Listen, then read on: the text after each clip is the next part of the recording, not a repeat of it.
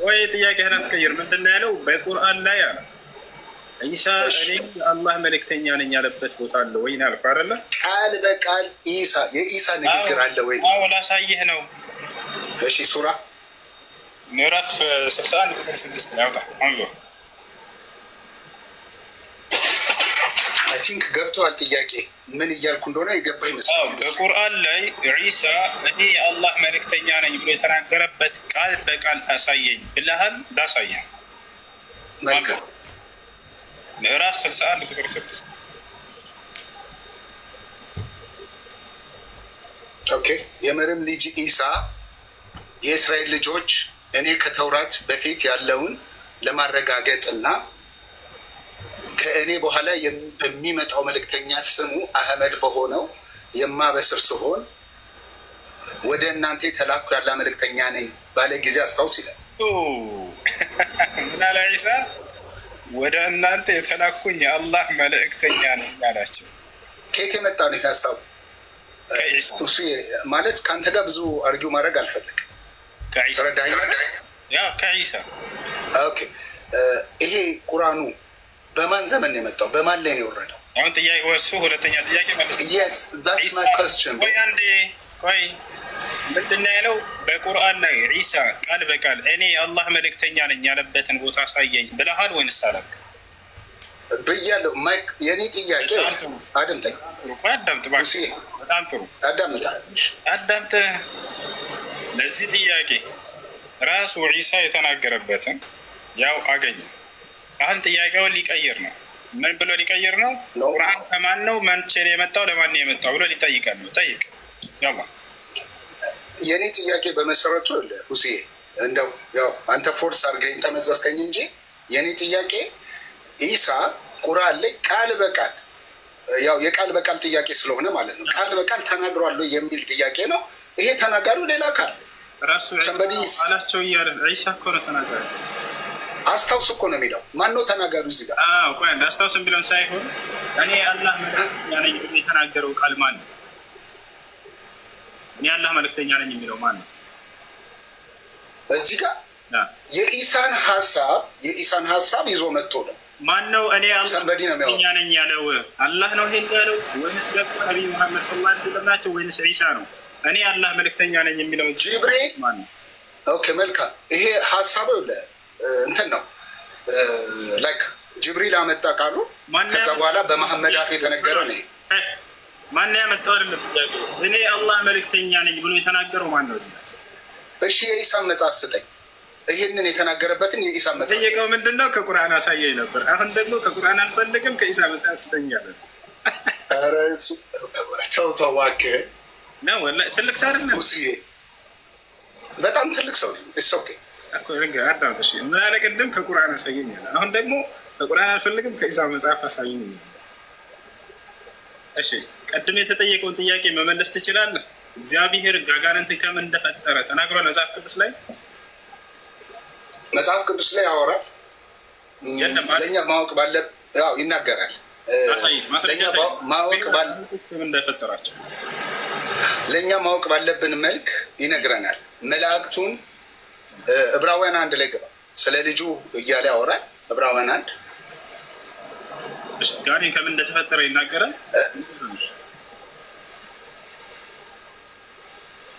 ጋኔን ማለት መጽሐፍ ቅዱስ ላይ ጋኔን የሚባል ፍጡር የለም። ጋኔን አጋንንት በቃ ከመላእክት እንደወደቀ ነው። መላእክት እንደነበረ ሳጥናኤል መላእክት እንደነበረ ከዛ ክብር እንዳጣ ስለመውደቁ ሳይሆን አጋንንት ከምንድን ነው የተፈጠሩት? ከምን ተፈጠሩ? መላእክት ነበር፣ ክብሩ መላእክት ነበር እያልኩ ነበር ሳይሆን ጥያቄ ከምንድን ነው የተፈጠሩት? የስ ፍጥረቱ ከመላእክት ስለሆነ መላእክቱ ደግሞ ከእሳትና ከነፋሳት ይላል መጽሐፉ። እንደዛ ነው ያስረዳው። ስለዚህ አጋንንት የሚባል ፍጡር የለም፣ መላእክት ናቸው እነዚያ ማለት ነው። በቃ ሲወደቅ ክብሩን ትቷል። የነበረውን ክብር ትቶ ወደቀ። እሺ መላእክትና አጋንንት አንድ ናቸው ማለት ነው እንደ ክርስትና? ያስ ኖ በመጀመሪያ ክብሩ በመጀመሪያ ክብሩ ከመውደቁ በፊት ሕዝቅኤል 12 ማንበብ ትችላለህ። እሺ መልአክ ነበር አይደለም? የስ በመልአክ ክብር ነበር እያልኩ ነው ያለሁት። በጣም ጥሩ። እሺ ከምንድን ነው የተፈጠሩት እነዚህ? ስለዚህ አጋንንት የሚባል ፍጡር ራሱን የቻለ የለም። ክርስትና አያውቅም። እነዚህ አጋንንት አይፈጠርም። መላእክት ነበሩ። የስ በጣም ጥሩ። አያቸው መላእክት የሚባል እንጂ አጋንንት የሚባል ፍጡር የለም። ስለዚህ እነዚህ መላእክቶች ናቸው ወደ አጋንንትነት የተቀየሩት ማለት ነው አይደለ? ሕዝቅኤል 12ን ስታነበው ሙሉን ስታነበው በዛው አድራሻ ሰጥቻለሁ። ሙሉ እንትኑን ስታነበው ክብሩን እንዴት እንደተወ ምንም እንደነበረ እንደሆነ ይነግረዋል። በጣም ክብሩን አጉልቶ ይነግረውና የነበረበትን ክብር ዲያብሎስ ከምንድን ነው የተፈጠረው? እኛ ጋር ይገርማል። እኛ ጋር መላእክትና አጋንንት በጣም የተለያየ ሰማይና ምድር የሆኑ ፍጥሮች ናቸው። ለማንኛውም እንደ ስጋ አንድ ናቸው። መልአክ ነው ወደ ጋኔን ያገኘው እያለን ነው። አጋንንት ከምንድን ነው የተፈጠረው? ማስረጃ ውስጥ ነው። መልካም እሺ። እኔ አጋንንትን እግዚአብሔር አልፈጠረም። ክብሩን ትቶ ስለወረደ አልፈጠረም ሲጀምር ማለት ነው። እኔ ማመልከው አምላክ መላእክትን ፈጥሯል። ከዛ በኋላ ግን ክብሩን ትቶ በገዛ ፈቃዱ ወርዷል። ስለተመኘ ማለት ነው። የማይሆን ክብር አጋንንቶችን እግዚአብሔር አልፈጠራቸውም ማለት ነው።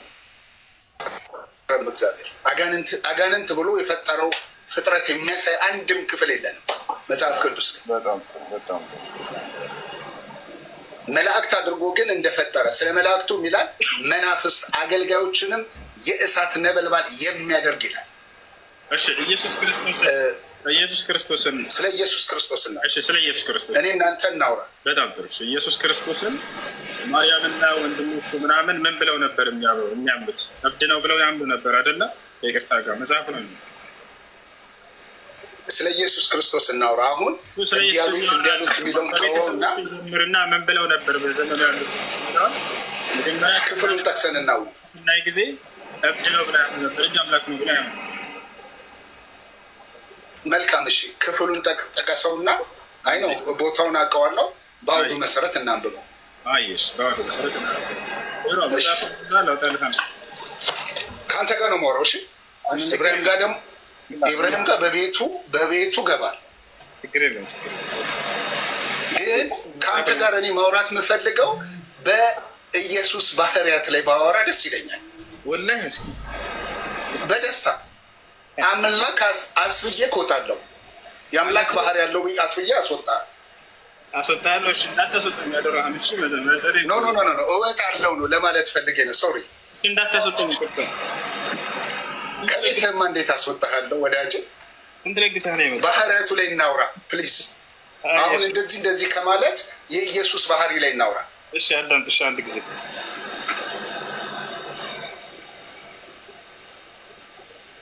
إنه مختل ብለው የተናገሩበትን ማርቆስ 3:1 ነው።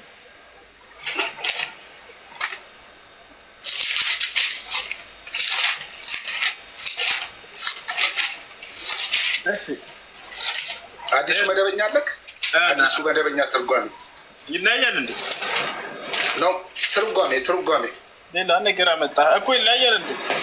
ኖ አዲሱ መደበኛ ስለያዝኩ ነው። አንድ መጽሐፍ ቅዱስ አለ። ኖ ከኦሪጂናሉ ከግሪክ ቋንቋ ሲተረጉሙት ምናልባት የቃላት ስህተት ሊኖር ይችላል። እኔ አዲሱ መደበኛ ይዣለሁ። ግሪኩ ላይ ትክክለኛ ትርጓሜ አንዴ ኢብራሂም አንዴ ሚዩት አድርግ። ትክክለኛ ትርጓሜ የትኛው ነው?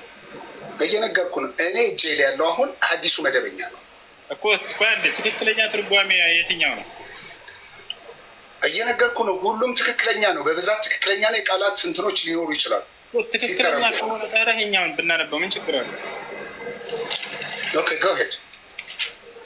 እሺ አንተ ትክክለኛ ብለህ የምታምነው የትኛው ነው? ያንተን ነው ወይስ የኛው ነው? ምረጥ፣ ችግር የለም። አዲሱ መደበኛ ይዣለሁ ነው ያልኩህ እኮ። ስለዚህ ሁለቱም አንድ አይነት ነው። ቢለያይም ችግር የለውም፣ ቢጋጭም አይደለ? የቃላት ልዩነት ሊመጣ ይችላል እያልኩ ነው ያለሁት። ሲተረጎም መጽሐፍ ቅዱስ የቃላት ልዩነት አለበት ማለት ነው። ኖ ይኸውልህ አድምጠኝ። እኔ ያዝኩት መጽሐፍ አንተም ከፍተህ የምታሳየኝ መጽሐፍ ትርጉም ነው። ግሪክ እና ዕብራይስጥ ነው የተጻፈበት መጽሐፍ ቅዱስ። ወደ ሌላ ሀሳብ አንሄድ። እሺ ትክክለኛ መሆኑን የምታውቀው አንደኛውን በምንድን ነው? በግሪከኛው ነው አይደለ? እንዴት ነው? አንድ ጊዜ ስልክ ልመልስ። አንድ ጊዜ ጌታ ሰው ዘመናችሁ ይባረክ። እሺ ሌላ ሰው አሌክስ ሰላም ነው? አሌክስ ሰላም ነው? እሱ አለ እንዴት ነህ? አልሐምዱሊላህ አለን። እንዴት ነህ? ደህና ነህ? አለን አልሐምዱሊላህ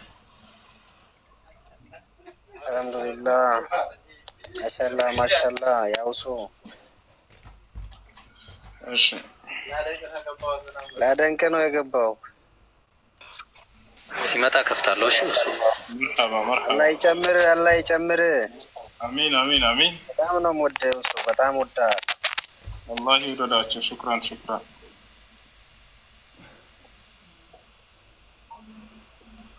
እሺ ሌላ ጥያቄ ያለ ካለ መቀጠልች ነው። አሰላሙ አለይኩም ወራህመቱላሂ ወበረካቱሁ። እኔ 3 ጥያቄ ነው ያለኝ።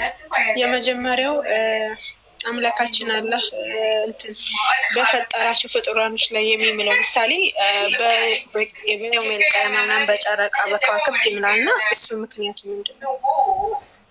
እሺ አላህ Subhanahu Wa Ta'ala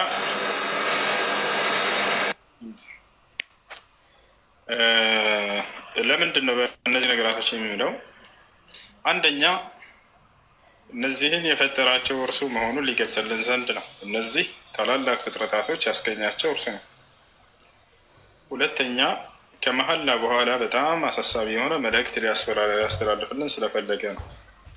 አንድ አካል ዝም ብሎ ከሚነግረን ወሬና ምሎ ከሚነግረን የትኛው ነው በጣም ትኩረት የሚሰጠን?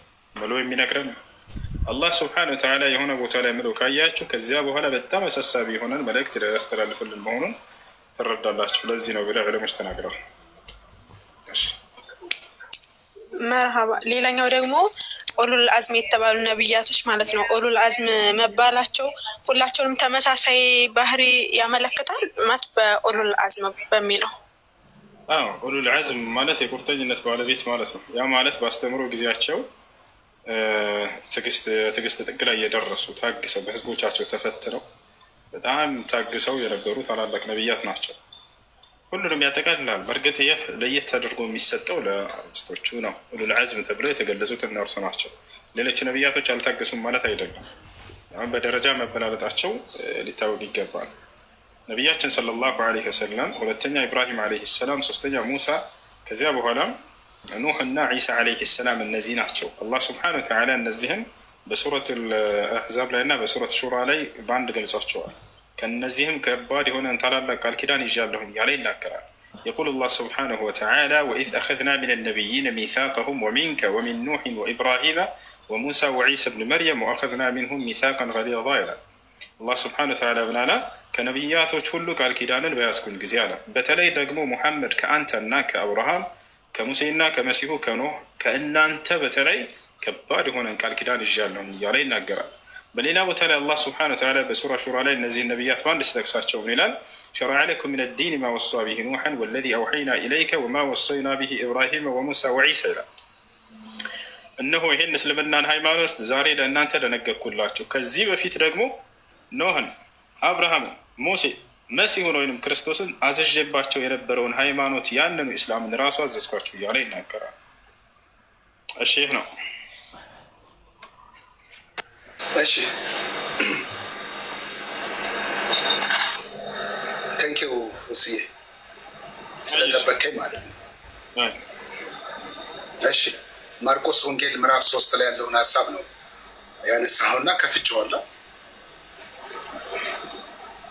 ምን ይላል? ላምበብ ከቁጥር ስንት ጀምሮ ያለውን ነው? የትኛውን ማውራት ይፈልጋል? ምረጥልን ወጪ የትኛውን እናንብብ? ትክክለኛ ትርጓሜ የትኛው ነው? ይሄው እኔ መክፈት ይችላል እኮ። የትኛውን ትርጓሜ ትክክለኛ? በርካታ ትርጓሜ አለ ወዳጅ እኮ። ትክክለኛ የትኛው ነው? ይሄው ጄሌን የመጽሐፍ ቅዱስ አለ። አዲሱ መደበኛ ካላችሁ ትችላላችሁ። ቪዲዮ ልክፈትና ላሳይ። ያለው ስለሌላኛው ያኛው ትክክል ነው ወይስ ተስተካክሏል? ቪዲዮ ከፍቼ ላሳይ። ምናልባት ኢብራሂም አለው እኔ ያስኩት መጽሐፍ አለ። እንዴት ነው ትክክለኛውን የትኛውን ለምንድን ነው የምናውቀው? ለምንድን ነው እንዲህ ነገሮችን የምትለጥጠው? እኔ ጋር ጄሌ ያለው ስራ ቦታ ነኝ ያለው። እኔ ምሳሌ ልስጥሽ። በእኛ ማለት ነው። እኔ አሁን አማርኛ ትርጉም መጣልኝ አይደለ? የቁርአን የአማርኛ ትርጉም ሊመጣልኝ የተለያየ ሆኖ ባገኝ ወዴት እመለሳለሁኝ? ወደ መሰረቱ እመለሳለሁ። የወረደበት የራሱን ቋንቋ ወደ አረበኛ ይመለስና የትኛው ነው ትክክለኛ የሚለውን በዛ ማወቅ እችላለሁ። አንተ የተለያየ ትርጉም ቢሰጥህ የትኛው ትክክል መሆኑ የምታረጋግጠው በምንድን ነው? የተጻፈበት ቋንቋ አልኩህ እኮ ግሪከኛ ነው እንዳትል፣ ግሪከኛ አታውቅም። ዕብራይስጥኛ ታውቃለህ? እነዚህ ሁለቱን ቋንቋዎች አንተ ወዳጅ ማወቅ አይጠበቅብኝም። ዘመኑ አሁን ቴክኖሎጂ ነው። ስልካችን ላይ ኦኬ፣ ስልካችን ላይ ትክክል እንደሆነ ማወቅ አትችልም። ቋንቋዎች አታውቃቸውም። ነገሩን እንትን አትበለው። አሁን ያሰብከውን ነገር እናንሳውና ይሄውን የመጽሐፍ ቅዱስ የለቅፈት እጄ ላይ አዲሱ መደበኛ አለ። አዲሱ መደበኛ አለ። ከፍቼ ማንበብ እችላለሁ። ምን እያለ ነው መልዕክቱ?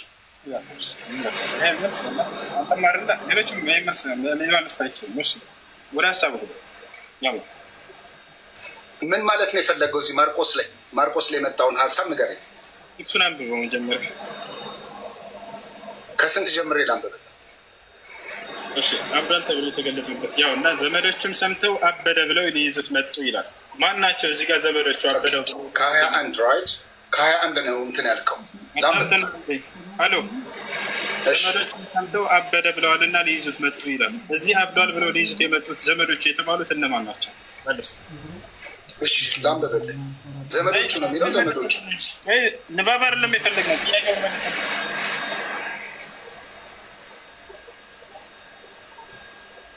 ማናቸው ዘመዶች እዛ አብዷል ብለው ሊይዙት ሰብስበው ሊሄደው የመጡት? በቃ ግልጽ እኮ ነው። ዘመዶቹ ነው የሚለው። እነማን ናቸው ዘመዶቹ የተባሉት? ሌላ ግልጽ ሌላ እንትን የለውም። ዘመዶቹ ሰምተው ነው የሚለው። ማናቸው ዘመዶቹ የተባሉት? እዚህ ጋር ካላወቀው ነው የመለሰበት። አንተ አታውቀውም? ኢየሱስን ሊይዙ የመጡት ዘመዶቹ እነማን ናቸው? አብዷል ብለው ክፍሉን እናንብበውና ለእንትን ልበል ልሞክር። እንግዲህ እንደዚህ አይነት እንትኖች እንደሚያውቅ ሰው ነው ያውቀዋል። እሺ ዘመዶች የተገለጹት አብዷል ብለው ሊይዙ የስጋ ዘመዶች ይሆናሉ። የስጋ ዘመዶች እኮ እነማን እንደሆኑ ላሳይህ። የሚገርመው እናትና ወንድሞቹ ናቸው። ማርያም ራሷ ማለት ነው። ወረድ እናት ዘመድ ትባላለች እንዴ? እናት እኮ እናት ናት። በጣም ጥሩ። ሊይዙት የመጡት ያውና 32 ነው። ቆይ እናት እኮ እናት ናት። ለምንድን ነው ያው ሊይዙት የመጡት እነማን? 31 ላይ ምን ይላል? እናትና ወንድሞቹ መጡ፣ በውጭም ቆመው ወደ እርሱ ልከው አስጠሩት ይላል። ያው አብዷል ብለው ሊይዙት የመጡት ዘመዶቹ እነማን ናቸው? የመጡት አንተ እንደምትፈልገው ነው። ይኸውልህ እናት ሲጀምር ዘመድ አትባልም። እናት ናት። ማናቸው የመጡት ወደ እሱ ሊይዙት? ለአንብብና ላብራራል። አንብብ፣ ችግር የለውም። መልካም እሺ፣ እኔ ጋር ያለውን ተከታተል። ከ20 ጀምሮ ላንብብል። ከዚያም ኢየሱስ ወደ አንድ ቤት ገባ። እርሱና ደቀ መዛሙርቱ ምግብ መብላት እንኳ እስኪሳናቸው ድረስ ሕዝቡ እንደገና በብዛት ተሰበሰቡ። ሁኔታውን የሰሙ ዘመዶቹ አእምሮን ስቷል በማለት ይዘውት ለመሄድ ወዳለበት መጡ። ሁኔታውን የሰሙ ዘመዶቹ፣ በጣም ብዙ ሰው ስለተሰበሰበ ማለት ነው። ከኢየሩሳሌም የመጡ ጸሐፍትም ቡኤልዘቡል አድሮበታል፣ አጋንንትን የሚያወጣው በአጋንንት አለቃ ነው አሉ። እስቲል የሰዎች ሀሳብ ነው።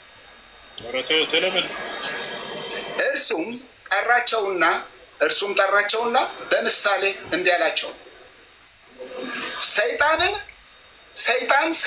እንዴት ሊያስወጣ ይችላል? እርስ በርስ የሚከፋፈል መንግስት ሊጸና አይችልም። ቤትም እርስ በርሱ ከተለያየ ሊቆም አይችልም። እንደዚህም ሰይጣን እርስ በርሱ የሚጻረርና የሚከፋፈል ከሆነ ሊቆም አይችልም፣ ያበቃለታል። ከዚህም የተነሳ አንድ ሰው አስቀድሞ ኃይለኛውን ሰው ሳያስር ወደ ኃይለኛው ሰው ቤት ሊገባና ንብረቱን ሊዘርፍ አይችልም። ቤቱን መዝረፍ የሚቻለው ኃይለኛውን ሰው ሲያስር ብቻ ነው። እውነት እላችኋለሁ የሰው ልጆች ኃጢአት የሚሳደቡት ስድብ ሁሉ ይሰረይላቸዋል። ነገር ግን መንፈስ ቅዱስ ላይ ስድብ ቃል የሚናገር ሁሉ የዘላለም ኃጢአት ዕዳ ይሆንበታል እንጂ ለዘላለም አይሰረይለትም። ይህንንም ያለው እርኩስ መንፈስ አለበት ስላሉት ነበረ። የኢየሱስ እናትና ወንድሞች መምጣት ነው። አሁን ደግሞ ከዚህ በኋላ ከ31 መምጣት ከላይ ያለው ሌላ ሀሳብ። እሺ ዘመዶቹ የተባሉት እሺ ጥሩ አዳም ኢየሱስ ክርስቶስን ሊይዙትና ሊወስዱት የመጡት ዘመዶቹ እዚህ ካለው ከሁሉም ካነበብከው የትኛው ነው? የክርስቶስን ዘመዶች ንገረን። ያው እናቱ ቀርባለች፣ መልካም መጥተዋል፣ ሌላ ሰዎችም ተጠቅሰዋል። አንድ የትኞቹ ናቸው የክርስቶስ ዘመዶች?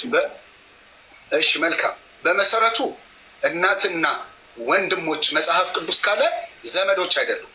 እዚህ ጋር እንደ አውድ እናትና ወንድም ዘመድ አይደለም። አልጠየኩም። እሱ ሊይዙት የመጡት ዘመዶቹ ማን ናቸው? በአውድ መሰረት አውድ ዘመዶቹ ብሏል።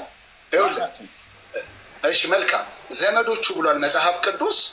ምናልባት ከዮሴፍ ወገን ሊሆኑ ይችላሉ፣ ምናልባትም ከማርያም ወገን ያሉ የቅርብ ሰዎች ማን ናቸው? እዚህ ጋር ከተጠቀሱት ከአውዱ ላይ ኢየሱስን ሊይዙ የመጡት አልተናገረም። መጽሐፉ እስካሁን ባነበብኩት ክፍል ላይ ዘመዶቹ ከሌ ብሎ አልተናገረም።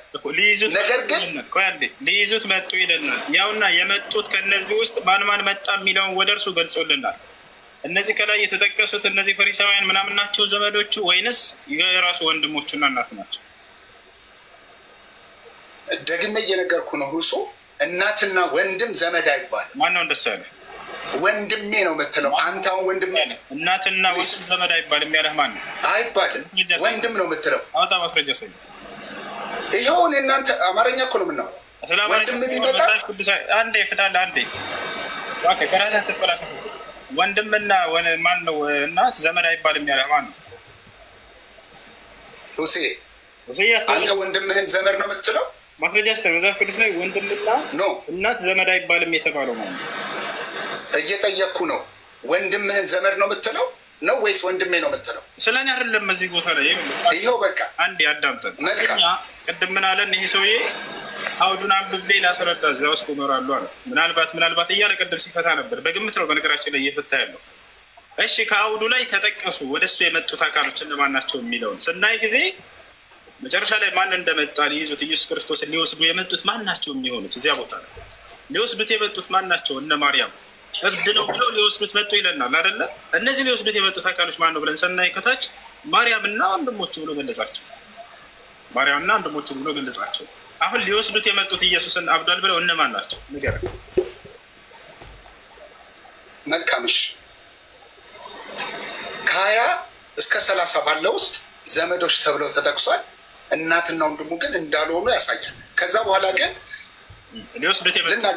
ሊወስዱት የመጡት እነማን ናቸው? ወደ ቤት ዘመዶቹ ማን ናቸው የመጡት? ሊወስዱት ዘመዶቹ። ከዛ በኋላ ግን እሱ በደንብ ታች ላይ ማርያምና ወንድሞቹ ሊወስዱት ይለናል። ሊወስዱት የመጡት እነማን ናቸው? ከዛ በኋላ እሺ ልቀጥል ላንብበው። ሊወስዱት የመጡት እነማን ናቸው? መለሰ ይኸውልህ ደግሜ ላንብብልሽ። ከዛ በኋላ ሊወስዱት የመጡት እነማን ናቸው? ዘመዶቹ ይላል። ከዛ በኋላ ግን እናትና ወንድሞቹ መጡ። ከዛ በኋላ ሚሌቱ ጋር ይኸው ይዣለሁ 31 ላይ እኮ ነኝ። እሺ አንብበው። የሚለውን አንብብልኝ። ከዚህ በኋላ ሌላ ጉዳይ እንደሆነ ሊያስመስል ከዚያ በኋላ ይኸው እያለን እስኪ አሁን ይኸውልህ እስከ 30 ባለው ውስጥ ዘመዶቹ ተብሎ ድፍን ሀሳብ ነው ያለው። ከዛ በኋላ ግን 31 ላይ ከዚህ በኋላ ይላል። ከዚህ በኋላ እዚህ ጋር አይደለም። አውጣ አንተን አውጣ ምን እንደሚያሳየን ከዚህ በኋላ ምን ይሄ በመለይ ላስደግፈው በደስታ ነው የምከፍትልህ። ተመልከቱ ወደ ትግባስ በትልቁ አድርገኝ። ታንክ ዩ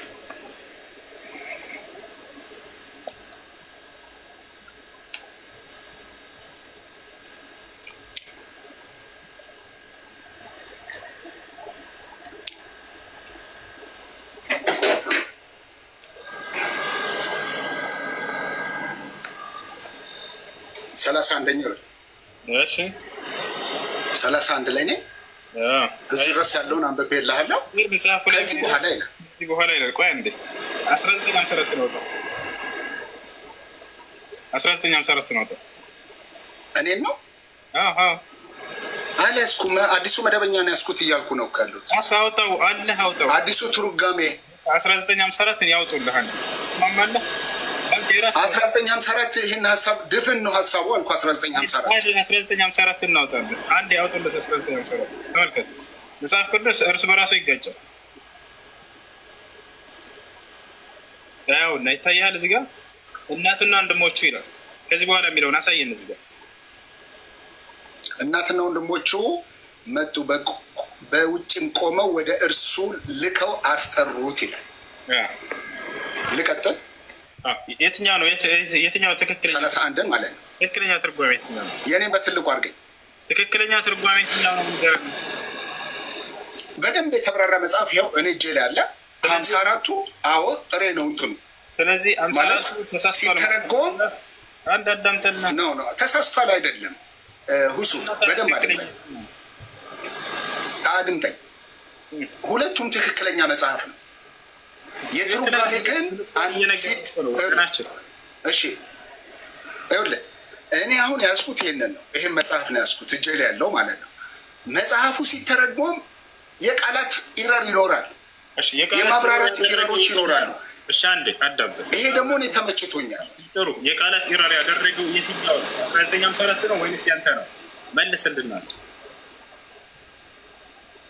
እኔ እንግዲህ ይኸው 1954 ይኸውልህ እንትን ነው ላይክ እንዴት ልበል እንዴት ላስረዳ ደስ ያለና ወደ አማርኛ ትርጉም ሲተረጎም አንዳንድ ስህተቶች ዘመኑን ያልዋጀ የአማርኛ እንትኖች የቃላቶች ይኖሩታል። በጣም ጥሩ ዘመኑን ያልዋጀ ተሳሳተ ትርጓሜ የተረጉሙ ይችላሉ። መሳሳቱን እና ለመሳሳቱን አንተ በምንድን ነው ልታውቅ የቻልከው? በእናት ቋንቋ። በጣም ጥሩ የእናት ቋንቋ ነው። አሁን በምን ቋንቋ ነው የተጻፈው? አዲስ ኪዳን። በጣም ጥሩ መጥቷል። የእናት ቋንቋ ምንድን ነው? አዲስ ኪዳን። አዲስ ኪዳን ግሪክ። አውጣና ግሪከኛውን ይሄን ቃል የትኛው እንደሆነ ትክክለኛ አሁን አሳየን። ግሪከኛውን ኦኬ ግሪክኛ እንግዲህ እኔ ማንበብ አልችልም። እና እንዴት አወቅ? ሊቃውንቶቻችን ይኸውልህ ሁሱ በደንብ አድምጠኝ። ሊቃውንቶቻችን ዘመኑን የዋጀ ትርጓሜን ተርጉመውልናል። አንተ ተረተና አቋርጥና ክፈተው ግሪከኛ ተነበር እየጠበቅኩ ነው። በዚህ እንስማማለን። ይኸው ትክክለኛውን ልታስረዳን ዘንድ በምንድን ነው የምትረዳው የምታውቀው? ስለ በግሪከኛው አልከኝ። ምንም ወሬ አታብዛና ግሪከኛውን ክፈት እባክህ። እንጂታችን አትበል። ኦኬ አንተ ክፈት። አንተ ነው የምትከፍተው። ኢብራሂም ይክፈት። አንተ ነው የምትከፍተው። ኢብራሂም ይክፈት። ራስህ ነው የምትከፍተው። በትና አንብብልኝ ግሪከኛውን ያላ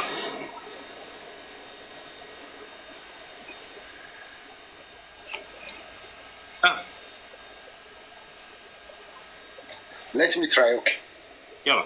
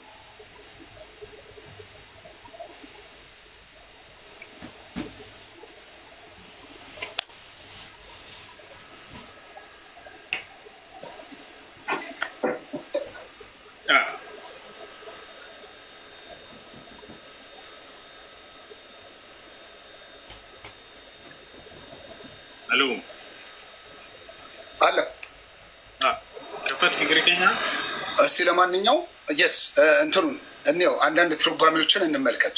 ናናና ግሪከኛ ኮና ሰይን ከላን እዛ ጋር አለ ኦኬ እነካለሁ ከላይ በኩል እዛ ጣት ጋር ሳላ አይ ኖ the place I know the place ፕሊስ አናውቃለሁ ትርጓሜዎቹን በርካታ ይኸውልህ ምን ይላል ኒው ኢንተርናሽናል ቨርዥን አለ አንተ የግላም እሱን የእናት ቋንቋ ብሪከኛ ክፈት እንሄዳለን ለመጨረሻ እባክህን ቃልህን አታፍርስ የእናት ቋንቋ ነው ማወቅ የምችለው መረዳት የምችለው ብለህናል የእናት ቋንቋው እንግሊዘኛ አይደለም ግሪከኛ ግሪከኛውን ክፈትና ግሪከኛውን ክፈትና ይኸው ግሪክ ነው እሺ ግሪከኛውን አንብበው እስኪ ምን ይላል ዘን ካይ ይኸው ካይ 31ኛው ነው ያወጣው ይኸው 331 ማርክ 31 ካይ የሚለው ምን ያርገው ይሄ ነው የተባልከው ሙሉን ክፈተው ግሪኩን ክፈተው ይኸው ካይ ብሎ ቁጭ ይላል እንዴ ወይ ካልቻልም በለና በቃ ባጭሩ ተናገር እብሬሽ አዲስ ነገር እኮ አይደለም ግሪከኛ ማወቅ አለማወቅ አዲስ ነገር አሁን አልችልም በልና መረማ በቃ አልችልም ችግር የለውም ኖ ይኸው ኦኬ ትችላለህ እሺ እኔ ከፍትላለሁ በቃ አንተ ካቃተ እኔ ከፍተዋለሁ በቃ አድምጠኛ ግሪከኛው ይኸው ከፍቼዋለሁ ይኸው ግሪከኛው ይኸውልህ ዘን ይላል ካይ ይላል ጂሰስ ይላል ምን አገባኝ አሁን ጂሰስ ምናምን የሚለው አይደለም ግሪከኛው ካይ የሚለው ምንድነው ካይ ማለት ዘን ማለት ነው and even also namely እንትን ይላል ስትሮንግ ጥሬ ትርጉሙ ምንድነው ካይ ቆይ ምንድነው ጥሬ ትርጉሙ ኮንጃክሽን ነው አያያዥ እንትን እኮ ምንድነው ኮንጃክሽን እሺ ምን አያያዥ አረፍተ ነገር አያያዥ ነው እሺ ቆይ አሁን ምን ታረጋለህ መሰለህ ታረጋለህ ይሄንን ተተውና ቀጥታ ግሪኩ ላይ ትገባለህ ቀጥታ ማለት የግሪክ ቀጥታ ግሪኩ ላይ ትገባለህ ቀጥታ ይሄ አሁን ያልኩትን አልተቀበልከው አዎ አይ መቀበል አለ መቀበል አይደለም ይሄ አማርኛ በእንግሊዝኛ የተረጎመ ነው ያው ቀደም አንተ ትርጓሜ ያልተቀበል ትርጓሜ እየደወለልህ ነው ወደ ላይ ውጣ ወደ ላይ ጥቅሱ ላይ ቴክስቱንም እያየው እሺ አሁን እንግሊዝኛው ይሄን የፈለከው አርገው እንግሊዝኛው አንፈልገውም እንግሊዝኛው እያነበብክ አስረዳ ነው ምንም እንትን ማድረግ እኮ አይጠበቅብኝም ይኸው ካይ ማለት አያያዥ አረፍተ ነገር ነው አናገባ ያው እንደዚህ ነው አንዴ ናውጣልህ በቃ ኢብራሂም ለምን ግሪከኛን ማውጣት ትችላለህ ይኸው ካውጣው አንዴ ትልቅ ያድርግልህና ቆይ አባ አርኩ አይደለም ግሪከኛ طلع له باللغة اليوناني فقط يلا ياهو انبب لنا ياهو انبب I can't see ግሪከኛ አይችልም ይኸውልህ ካይ የምትለው ኮንጃክሽን ናት አያያዥ አረፍተ ነገር ናት ይሄ ምንድነው ይሄ ምን አልከኝ ይችኛው ምንድነው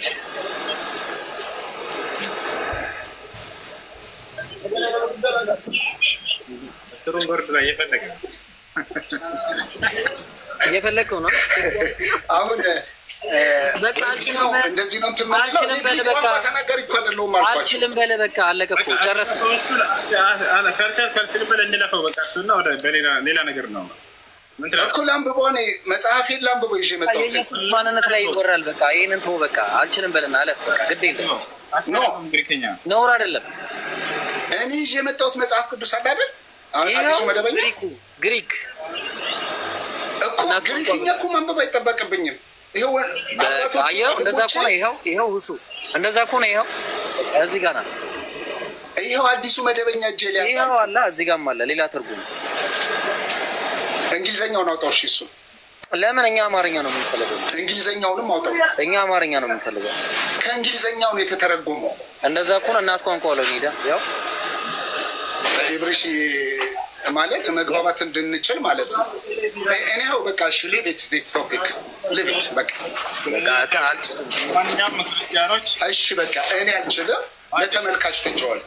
እኔ አልችልም። በዚህ ላይ ነገሮች ክርስቲያኖች አንድ ቤት አድርገው እኛ ለምሳሌ እንደው ቁርአን ሲተረጎም ጊዜ ወደ አማርኛ ወይ ወደ እንግሊዘኛ ምናምን ስህተት ተገኘበትን በል ለምሳሌ የተሳሳተ ትርጓሜ ቢተረጎም ትርጉም ላይ ነው እያወራኛለሁ። ትክክለኛ የሆነ ሁለት ትርጉም መጣልኝ አንድ አንቀጽ በቁርአን ላይ الرحمن على العرش استوى የሚል ለምሳሌ እንውሰድና ሁለት የተለያየ ትርጉም የያዘ መጣልኝ ትርጓሜ ማለት ነው። ትክክለኛው የትኛው መሆኑን እንዴት ነው ማወቅ የምችለው? ምን አለኝ እሱ ጥሩ መልሶልኛል። እሱ ምንድነው ያለው? ወደ እናት ቋንቋው በመመለስ በዚያ ነው ማወቅ የምንችለው አለ። በጣም ጥሩ። እኔ ትርጓሜ የተሳሳተ ባገኝ በአንድ አንቀጽ ላይ ወደ እናት ቋንቋው ሂጄ አንብቤ ቃል በቃል አነብልሃለሁ የመጣልኝ ቃል ቁርአንን ማለት ነው። አንብቤ ለአረበኛውን ትርጉሙንም እናውቀዋለን። የትኛው ትክክል መሆኑን ማግኘት የምንችል ተወለዶች ነን እኛ ሙስሊሞች። ክርስቲያኖችስ የተለያየ ትርጉም መጣ። ለምሳሌ ይሄ ሰውዬ እንዳሳየው ማለት ነው። በምንድን ነው ማወቅ የምትችለው አልኩት? ወደ እናት ቋንቋው በመመለስ ትርጓሜ አሁን ትርጉም ይለያያል ወይ? አዎ የቃላት ልዩነት አላለን። ታዲያ ትክክለኛ መሆኑን እንዴት ነው የምታውቀው? ወደ እናት ቋንቋ በመመለስ አለ። የእናት ቋንቋ ማንበብ ትችላላችሁ ወይ? ላ አትችሉም። ትርጉሙንስ ላ አትችሉትም በጭራሽ። ማንበብ ያልቻለ ሰው ቋንቋውን ትርጉም እንዴት ነው ሊያውቅ የሚችለው? አይ ተተርጉሞልኛል በእንግሊዝኛ እያለ ነው። ያ ስህተት እንደሆነና ትክክል እንደሆነ ማወቅ እንዴት ትችላለህ? ወደ እናት ቋንቋ በመመለስ ብለህና አልቀደም። ጥሩ የእናት ቋንቋውን አንብብልን። ወፍ የለም አያችሁ። ስለዚህ በርዘው ተርጉሞላችሁ እንደሆነስ ሌላውን በእነዚህ ነገራቶች ላይ ያላችሁ ሌላውን በርዘው በተሳሳተ ሁኔታ ተርጉሞላችሁ እንደሆነስ በምን ማወቅ ትችላላችሁ? የእናት ቋንቋውን ማንበብ አትችሉም፣ መረዳትም አትችሉም። ይሄን ያሳዝናል። ለማንኛውም እሺ እዚህ ጥቅስ ላይ እንመለስና እንዳጠቃላይ አብዳል ብለው ሊይዙት የመጡት ቤተሰቦቹ ናቸው፣ ዘመዶቹ ናቸው አይደለ? ዘመዶቹ ኢየሱስ ክርስቶስን አምላክ ነው ብለው ሳይሆን እብድ ነው ብለው ነበር የሚያምኑት አይደለ? እንደ መጽሐፉ ማለት ነው። ቀጥላ ሄሎ ሄሎ ወለክ ሄሎ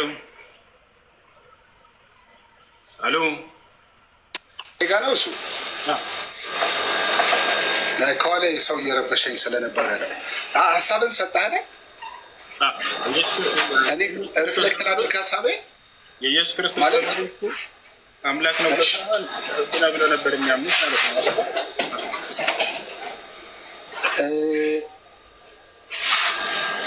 አምላክ ነው ብለው ታምናልክ? አንድ ይቅርታ አድርግልኝ ወገናችን። ማርቆስ ወንጌል ምዕራፍ 3 ቁጥር 21 ላይ ሁሱ ዘመዶቹ ሊይዙት መጡ የሚለውን ተፍሲሮቻቸውን ማየት ካስፈለገ አሁን አንተ ራስህ የከፈትከው ዌብሳይት ውስጥ ዘመዶቹ ሲል የተፈለገበት እናትና ጓደኞቹ ናቸው ተብሎ ተተርጉመዋል። አስፈላጊ ከሆነ አሁን አንተ የከፈትከውን እዛው ከፍቼ ዘመዶቹ ሲል አንደኛዋ እናቱ ሁለተኞቹ ጓደኞቹ ናቸው ተብሎ ቃል በቃል ተጽፈዋል። ማንበብ አለብኝ ላሳያችሁ። አውጣለት ወይ ራስህ ታውጣለህ። ና ትልቁ ላይ እናድርገውና ራስህ ያውጣው። ያላ ያቀደሙ ነው ያንተ የከፈትከውን ራስህ ክፈተው። ያላ ጌታ ሰው ጌታ ዘመን እሱም ከከፈተን መክፈት ይችላለሁ። የዛሬው ቀን ያንተ አይደለም። የጌታ ሰው ተበልተሃል። አዎ ስልኩን አምጣው። መልካም ስልኩን አምጣው። እንትን ልበላችሁ አንድ ጊዜሽ ስልኩን አምጣው። ሳላይ ስልኩን ክፈተው። እኔም እንድናገር ፍቃድ ስጡኛ። ሀሳቡን ሪፍሌክት እንዳደርግ አሁን የከፈትከውን እከፍታለሁ፣ ግን ሀሳቢንም ሪፍሌክት እንዳደርግ ቶሎ እሱ መጨረስ አለብን። ኖ እኔም አንተ የምትፈልጉትን ነገር ነው የምታነሱት። ዘመዶቹ እናትና ጓደኞቹ ናቸው። ይህንን ታምናለህ ወይስ ትከፍታለህ? እናየዋለን። ይኸው ይላል። አይዞህ እዚህ ጋር የሚላል ዘመዶቹ ሲል ዘመዶቹ ይሄን መና ቅድም ሁሱ ሲነግርህ አይደለም ብለኸዋል። አንተ የከፈትከው ዌብሳይት ውስጥ እና ዘመዶቹ ሲል እናትና ጓደኞቹ ናቸው ተብሎ ተተርጉሟል። አይደለም ዘመዶቹ እዚህ ጋር ነው። ክፈተው። እዚህ ጋር ነው። ክፈተው። እሺ ስልኩን ክፈተው። ከፍቻለሁ እኮ አምጣው። ስልክን አምጣው። ይኸው መልካም ስልኩን ሳላ ይኸው ስልኩን ወደዚህ አድርገው ፕሊዝ። እዚህ ጋር አድርገው። ስልኩ ወደዚህ አምጣው። ሁለተኛውን ስልክን አምጣው። የከፈተው አላዘጋችሁኝም? እንደሄን ክፈተው። ችግር የለውም። እንግሊሹን ነው የምናነበው። ኮሜንተሪ ውስጥ ግባ። ኮሜንተሪ የሚለውን ንካ። ማርቆስ ወንጌል 3:21 ኮሜንተሪ የሚለው ምኑ ጋር ልንካለ? ኮሜንተሪ የሚወጣበት ቦታ ክፈታ። ወረታች መጨረሻ ኮሜንተሪ ይሆናል። ኮሜንተሪ ላይ ወይ አንደኛ ላይ ወደ ሂድ ወደ ላይ ይኸው COM ኮሜንተሪ ይኸው COM ይሄ ኮሜንተሪ እሱን አሁን ውረድ። እዚህ ጋር ይኸው እዚሁ ጋር ናና ኤሊኮት ኮሜንተሪ ፎር ኢንግሊሽ ሪደር ይኸው ማርቆስ ወንጌል ውረድ። አሁን ይኸው ምንድን ነው የሚለው?